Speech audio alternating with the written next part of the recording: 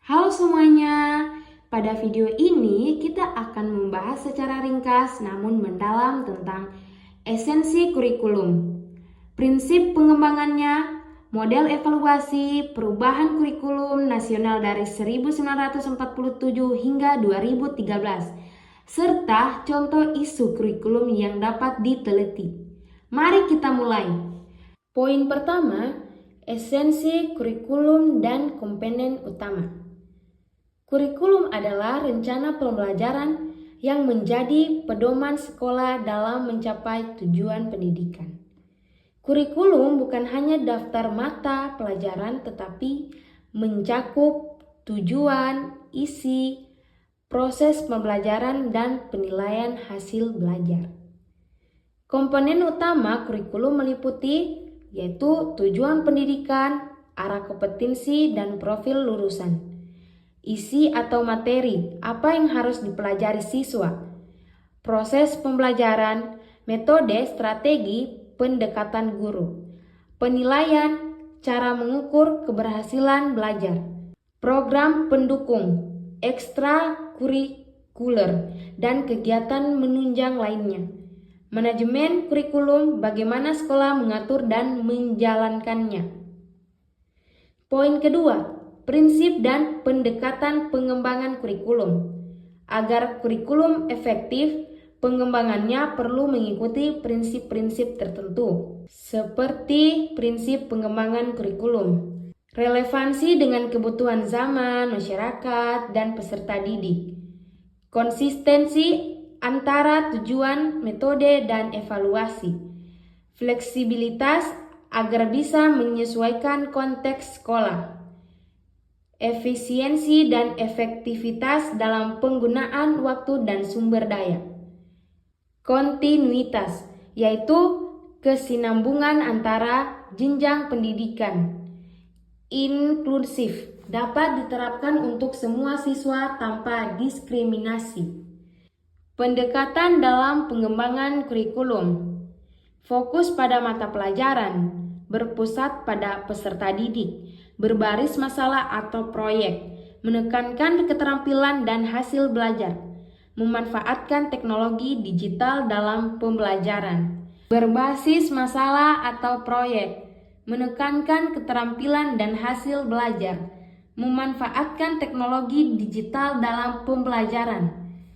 Poin ketiga, model evaluasi kurikulum. Evaluasi diperlukan untuk mengetahui apakah kurikulum berjalan sesuai rencana dan mencapai tujuan. Beberapa model evaluasi yang sering digunakan antara lain. Yang pertama, model CIPP, konteks, kebutuhan, dan kondisi lingkungan.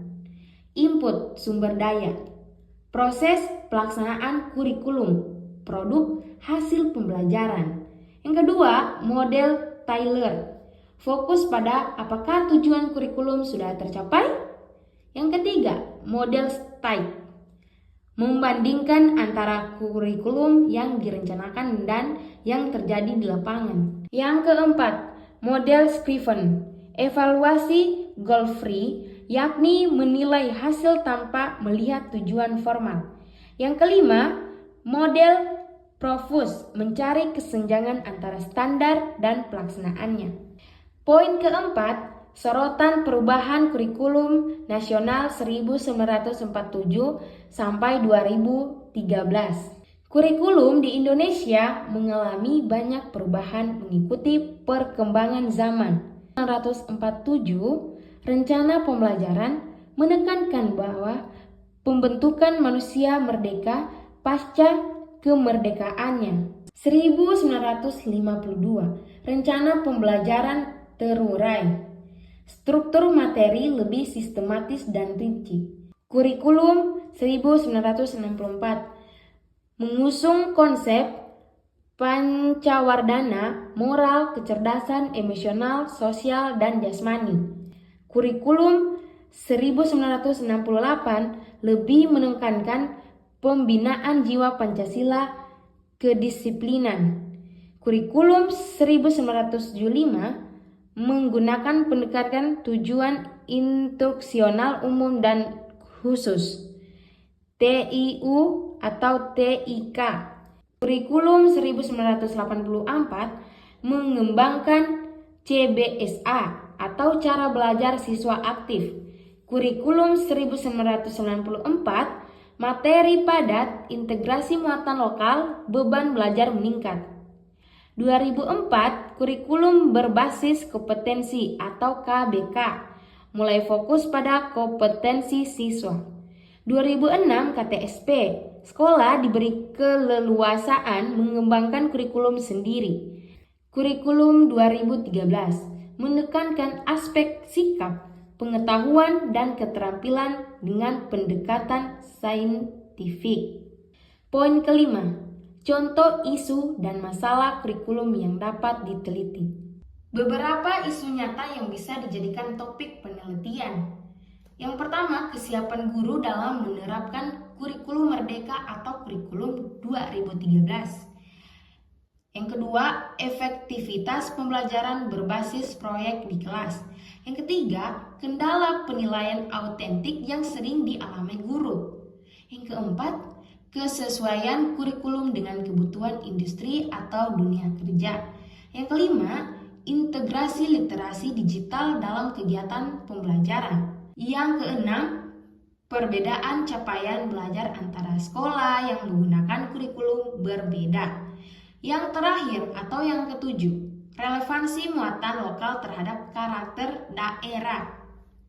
Dengan memahami esensi kurikulum hingga perubahannya dari masa ke masa, kita bisa melihat bagaimana pendidikan di Indonesia berkembang dan menyesuaikan kebutuhan zaman. Semoga materi ini membantu kalian dalam membentuk video yang informatif dan mudah dipahami. Terima kasih semuanya.